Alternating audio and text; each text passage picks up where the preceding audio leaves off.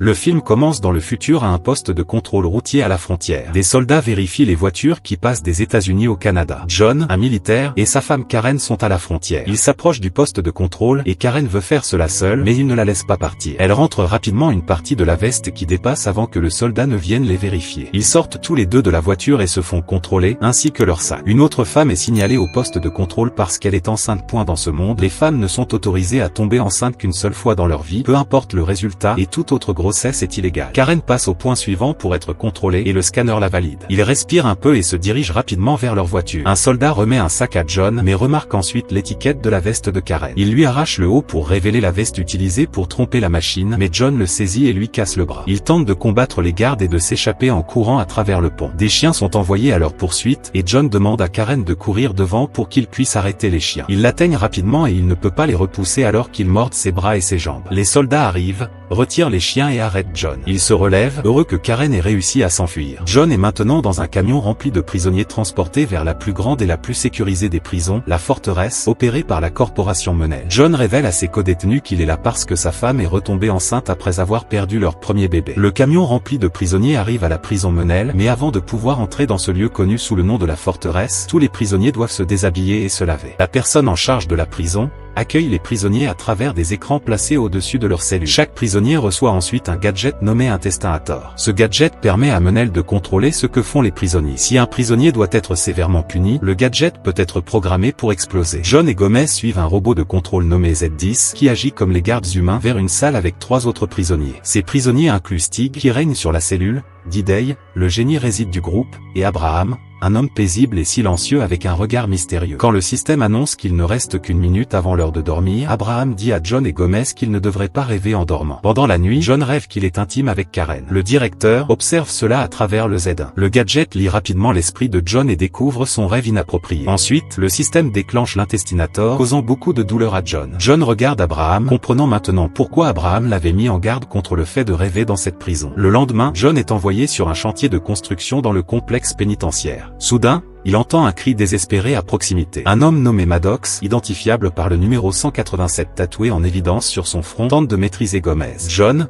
poussé par un sens de la justice, intervient pour arrêter l'agression. Cela déclenche une bagarre entre John et Maddox, rapidement interrompue par l'activation de l'Intestinator par le système pénitentiaire qui détecte l'éclatement de la violence. John, Maddox et Gomez sont ensuite détenus pendant plusieurs heures tandis que les autorités de la prison déterminent l'instigateur de la bagarre. Voyant que Gomez est visiblement épuisé par l'épreuve, John décide de prendre la responsabilité et avoue avoir déclenché la bagarre. En conséquence de sa confession, il est escorté pour rencontrer Poe, le directeur de la prison, dans les bureaux de celui-ci. John observe Abraham qui rase Poe. Abraham n'est pas un simple détenu, il est l'associé le plus fiable et le plus digne de confiance de Poe au sein des murs de la prison. La scène prend une tournure inquiétante lorsque Poe dirige l'attention de John vers un moniteur affichant des images en direct. L'écran révèle Karen qui semble être retenue captive dans la même prison. Poe ne peut s'empêcher de commenter la beauté de Karen, révélant un intérêt sinistre pour la femme de John. La situation s'aggrave lorsque Poe donne un ordre glaçant. John et Karen doivent être soumis à une procédure brutale et simultanée de l'Intestinator.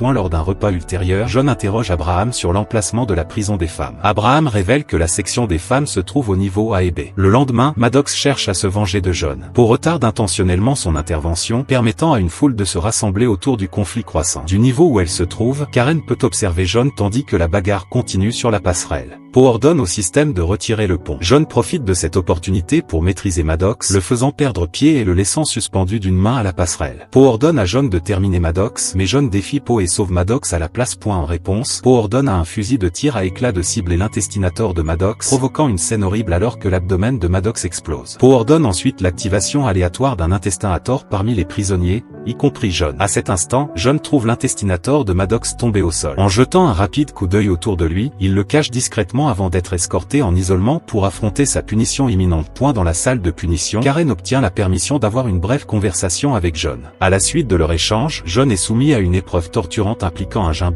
qui le fait tourner sans relâche. Ajoutant à son tourment, il est hanté par des hallucinations vives qui le ramènent à des moments plus heureux avec Karen et leur premier enfant. 3 jours plus tard, Poe propose un marché à Karen. Il offre de libérer John à condition qu'elle accepte de rester avec lui. Incapable de supporter la vue des souffrances de John, Karen consent à résider avec Poe dans ses quartiers. John est alors renvoyé dans sa cellule, mais il est un homme changé. Son apparence est terrifiante, son esprit semble s'être éteint, et son corps paraît dépourvu de toute sensation. Pendant ce temps, Karen passe sa première nuit dans l'espace personnel de Poe. À sa surprise, elle découvre Poe Po en train d'augmenter son pouvoir grâce au système, une scène qui la laisse stupéfait. Po révèle ensuite un fait surprenant, il a été modifié en un cyborg extrêmement efficace par l'entité connue sous le nom de Money. Ses propres plans. Dans une tentative d'exécuter son plan, Karen essaie d'intoxiquer Po en lui offrant un verre de champagne, ce qui entraîne la perte de conscience de Po. Saisissant cette opportunité, Karen se rend furtivement dans la salle de contrôle. Elle entre dans le rêve de John, réussissant à le réveiller de son état catatonique. Par chance, Karen parvient à revenir à son emplacement initial avant que Po ne reprenne conscience et découvre son absence. À l'aube le lendemain, John informe ses amis qu'il est enfin sorti de son état catatonique de 4 mois. Il apprend que Karen s'est déplacée dans les quartiers de Po pour protéger sa vie. John déclare alors à son groupe son intention de libérer Karen. Le récit se déplace vers Abraham, qui a commencé avec un humble travail de nettoyage pour Po. Abraham se distingue comme le seul prisonnier à avoir obtenu une libération conditionnelle. Pendant leur séjour dans les quartiers de Po, Abraham se confie à Karen, partageant des détails sur le plan d'évasion de John. L'espoir est que Karen intervienne et empêche John de tenter l'évasion, car personne n'a jamais réussi à quitter cet endroit. Contrairement aux attentes, Karen réagit avec joie, disant à Abraham qu'elle essaiera en fait d'aider John dans son plan d'évasion. Dans les limites de leur cellule de prison, John approche D-Day avec une demande de réparer un appareil connu sous le nom d'intestinator de Maddox. Cependant, D-Day pose une condition à cette tâche, il doit être inclus dans le plan de John pour s'évader de la cellule. John accepte, sachant qu'il devra gérer les problèmes potentiels avec D-Day une fois à l'extérieur. Pendant ce temps, dans les quartiers de Po, Karen dissimule habilement un diamant précieux. Ce n'est pas un gemme ordinaire, mais une lentille holographique qui révèle des cartes détaillées de leur forteresse, un outil crucial pour leur plan d'évasion. Au fil du temps, Abraham livre le diamant à John et au reste du groupe, leur permettant d'exécuter leur plan d'évasion. D-Day utilise ses lunettes pour activer à la fois le laser et le diamant. John annonce que l'évasion commencera depuis la zone de construction le lendemain. Abraham aide le groupe à retourner le diamant. Po interroge alors Karen sur son choix de se séparer de John, lui assurant qu'il ne modifiera pas leur enfant comme les autres. Karen propose un accord supplémentaire à Po, elle acceptera de l'épouser s'il libère John. Elle doit donner sa décision finale à Po le soir suivant. En entendant cela d'Abraham, John décide de faire son évasion le lendemain matin. D-Day découvre que les appareils intestinators ont des propriétés magnétiques, ce qui signifie qu'ils peuvent utiliser un appareil réparé pour retirer les autres dispositifs de leur corps. Stick se porte volontaire pour être le premier sujet de test, mais seulement si le groupe accepte de l'inclure dans leur plan. Le processus cause une intense douleur à Stig, mais finalement l'intestinator émerge de sa gorge, le libérant du contrôle du système. D-Day aide alors le reste du groupe à retirer leur propre intestinator un par un. Le lendemain, John collecte tous les appareils et les place sur un tuyau d'eau. Le groupe organise une bagarre pour distraire les gardes sur le site de construction. Comme prévu, le système active l'intestinator lorsqu'il détecte de la violence. Po remarque l'erreur dans le système, mais il est trop tard pour la corriger. Le système provoque une explosion au niveau du tuyau, créant un grand trou assez grand pour que les prisonniers puissent s'échapper. Po commande alors une activation généralisée des intestinators parmi les prisonniers. Alors que les prisonniers tentent de s'échapper, Po commande une activation généralisée des intestinators parmi eux. Il récupère les ampoules de vapeur et déclenche les clones d'attaque pour éliminer tous les prisonniers. Le groupe ne peut pas passer à travers la vapeur, alors il se replie dans les tuyaux pour éviter de se brûler. Stig choisit de se rendre pour éviter d'autres punitions de la part de Po. Cependant, lorsqu'il sort, Stig est abattu de plusieurs balles dans la poitrine. Au même moment, dans les quartiers de Po, Abraham escorte discrètement Karen, mais Po apparaît peu de temps après. Abraham lutte contre Po pour protéger Karen. Cependant, Po n'est pas humain mais une machine, ce qui le rend invincible. Karen tente d'aider Abraham en enfonçant un éclat de verre dans le dos de Po, mais cela n'a aucun effet. Simultanément, les clones d'attaque infiltrent les tuyaux et commencent à tirer à l'intérieur. John parvient à attirer un des clones et le détruit. Le groupe saisit rapidement l'arme puissante du clone détruit et s'élance à l'extérieur en tirant sur les autres clones. En courant, les lunettes de D-Day se cassent, mais il échappe de justesse au tir grâce à l'aide de John. Le trio saute au panneau de contrôle principal de Z et se cache derrière l'appareil pour éviter la caméra, tandis que la foule les acclame. Peu de temps après, ils entrent dans la chambre de Po. John vise Po avec son arme et lui ordonne de bouger. Il découvre qu'Abraham n'est plus en vie. John apprend que Karen a été emmenée à la salle de chirurgie. Po informe John que seul l'enfant sortira vivant de la salle de chirurgie. John doit laisser partir Po, sinon Karen ne survivra pas. Cependant, Z dit à Po que Mantel ne négociera pas lors d'une crise de prise d'otage. Il se précipite vers la salle de chirurgie, mais Z tire sur Po, le laissant dans un état terrible. Z bloque la seule sortie, attendant que les clones d'attaque viennent éliminer les détenus restants. D-Day demande à John de l'emmener au hub informatique de Z et parvient à perturber Z avec un virus informatique. Malheureusement, peu de temps après, D-Day est tué par un clone d'attaque. Dans ces derniers moments, D-Day parvient à éteindre toutes les lumières de la prison, retardant ainsi la chirurgie de Karen. Le virus rend tous les clones fous. John et Gomez se précipitent pour trouver Karen pendant que tous les prisonniers saisissent l'occasion de fuir la forteresse. Enfin, John, Karen et Gomez parviennent à atteindre la surface en utilisant un camion volant. En chemin, Karen est prête à accoucher. Alors qu'ils atteignent la frontière mexicaine, John doit arrêter le camion dans une grange pour pour aider Karen à accoucher. Cependant, le camion est réactivé par Z. Il se dirige vers la grange, tuant Gomez au passage. John parvient à détruire le camion avec son arme. Cependant, le camion s'écrase dans la grange où Karen est allongée pour accoucher. Alors que le film se termine, John est désespéré, croyant qu'il a tué Karen et leur nouveau-né. Mais tout à coup, il entend un cri de bébé et est soulagé de voir qu'ils sont tous les deux sains et saufs. Ils peuvent enfin vivre comme une famille et avec cela, le film se termine. Nous espérons que vous avez apprécié notre vidéo. Regardez les prochains résumés à l'écran et n'oubliez pas de vous abonner pour plus de résumés incroyables.